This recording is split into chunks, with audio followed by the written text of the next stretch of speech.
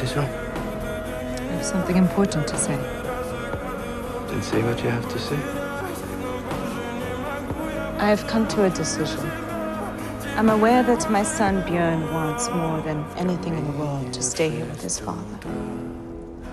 If you had a father like Ragnar Lothbrok, would you not want to stay? I happily give my permission to my beloved and only son to remain here with his father and his half-brothers. As for me,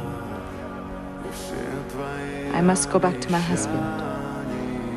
I have a duty. I'm a responsible person.